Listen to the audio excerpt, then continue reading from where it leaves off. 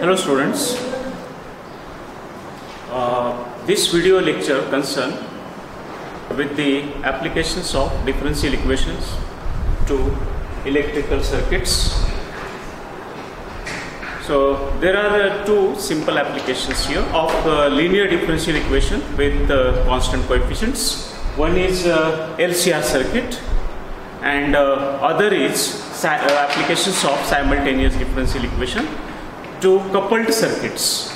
So out of that, let us see the first application here of LCR circuit to electrical engineering. L stands for inductance. It is measured in Henry. It induces the current. That is what the application there of this or function. C, capacitance. It is measured in farad or microfarad. It stores the energy. Resistance, it opposes the change in current R. It is measured in ohm. ET means it is sinusoidal voltage.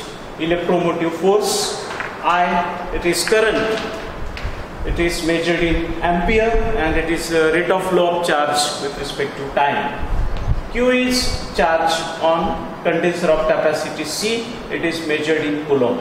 So this is simple applications of linear differential equation with constant coefficient to LCR circuit. So this circuit, if you observe, it is this R, L and C are connected in series, and this is direction of flow of the current, and here is some source. It is connected, that is battery or generator, and the current allows to flow.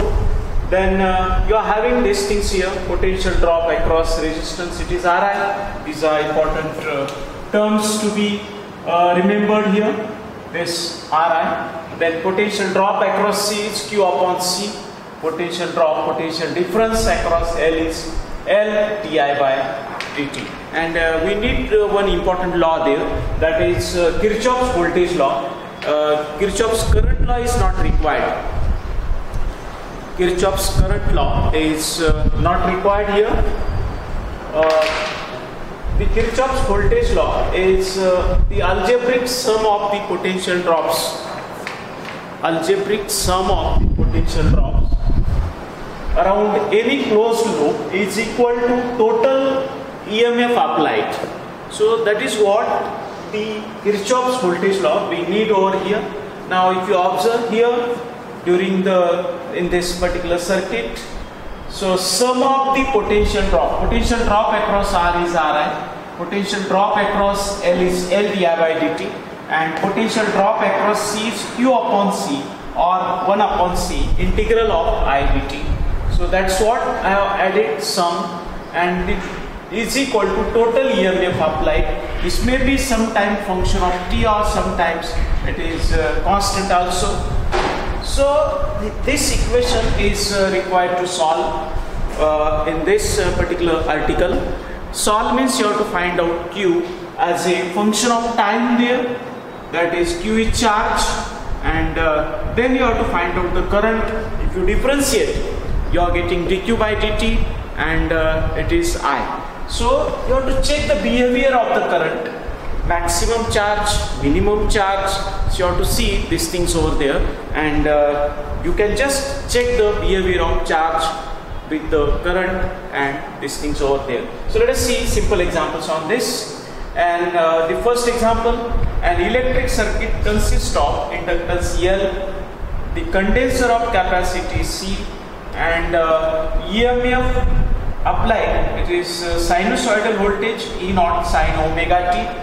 That charge satisfies the differential equation. It is given as this: d2q by dt square q by plus 1 upon LC is equal to E0 upon L sin omega t, and omega square is equal to 1 upon LC, and initially at t is equal to 0, q is equal to q0 and I is equal to 0. Then find the charge at any time t. So you have to solve this differential equation. So let us see what to do with this.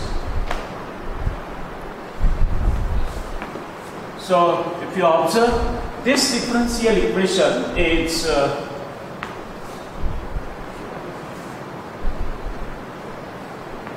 Now if you observe here, the circuit would be for this. This is C and L, means it is somewhat like this. Solution, this is L and C, and here the sinusoidal voltage, it is applied. So this is L and this is C, this is plus minus, and this is direction of flow of the current. It satisfies the differential equation. Charge on this Q upon C, charge on L di by dt, and here is the E naught sine of omega t, where omega square is 1 upon LC. So this is voltage applied here. So this is LC circuit actually. So you need to solve, you have to form the differential equation that is already given here. So how to form the differential equation? By KVL, Kirchhoff's voltage law. Sum of the potential drops, this is equal to total EMF applied. So we just sum this L di by dt. This is potential drop across L and this is potential drop across C, L di by dt plus Q upon C. This is equal to E naught upon L into sine of omega t. Okay, or I just put I is equal to dq by dt, because current is rate of flow of charge with respect to time, and you need to find out charge at any time t, that is q, with the initial conditions given here. I is equal to I0 and q is equal to q0. So I can write down this equation in the form by substituting I as dq by dt, this I, it is dq by dt, and plus q upon c. So this is equal to E naught divided by L sine of omega t, or it is something L d2q by dt square plus q upon, I just divide by L here, q upon LC, E naught divided by L over here. So it is not divided by L, so divided by L here, it is sine of omega t. So this is the equation which is given here. So you need to solve this. So I put this in symbolic form, d square plus 1 upon LC q. This is equal to E naught divided by L sine of omega t. So something like this, because d square stands for d2 by dt square. So this I will replace here and I am getting this form, or I can write down this in again symbolic form, d square plus omega square q E naught divided by L sine of omega t. So this is the symbolic form, and this is you are well familiar. This is linear differential equation with constant coefficient. We can solve this equation by finding complementary function and particular integral this equation. So auxiliary equation is d square plus omega square is equal to 0. So this equation, this is linear differential equation with constant coefficient. So we have to solve this. So this implies d square is equal to minus omega square or I square omega square, or this means d is equal to plus or minus I omega, where alpha is 0, beta is omega. So we write down CF for this. Therefore, complementary function is e raised to alpha t, because t is the independent variable, c1 cos of beta t plus c2 sine of beta t. So this is formula we are using. So this is equal to e raised to 0 t inside the bracket c1 cos of omega t plus c2 sine of omega t. So something like this you are getting. So complementary function is, it is c1, because this is 1, c1 cos of omega t plus c2 sine of wt or omega, whatever it may be. I call this is equation 1. We have to solve, we have to find a particular integral now. Now pi is particular integral. This is equal to 1 upon this d square plus omega square. It is operated on E naught divided by L. This part, it is sine of omega t. Okay. So we simplify this. E naught divided by L is constant, because R, L, C, these are all constants. D square plus omega square, it is operated on sine omega t. Okay. Now, if sine is there, then d square is replaced by minus a square, or here minus omega square. Now, if you replace here minus omega square, so this gets cancelled, it is 0. So it is case of failure. So f of minus omega square is equal to 0. So what we do here, we multiply numerator by t there, t, and differentiate denominator. It is 2 times d, differentiation of omega, it is 0, and this is sine omega t. Okay, so this is equal to, you are getting this as e naught t. If you simplify further, 2 times L and 1 upon d sine omega t. Now this means integration. The formula 1 upon d of x, this is equal to integration of x with respect to t. So I use the formula. This is equal to e naught t divided by 2 times L integration of this sine of omega t dt. So what is this then?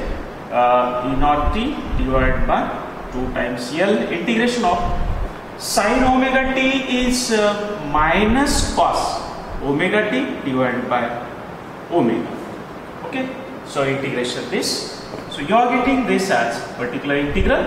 This is equal to, you may be getting this as minus e naught t divided by 2 times omega L into cos of omega t. So this is the particular integral, which is second part. This is complementary part. This is particular solution. Now we add up together, and that is expression for charge.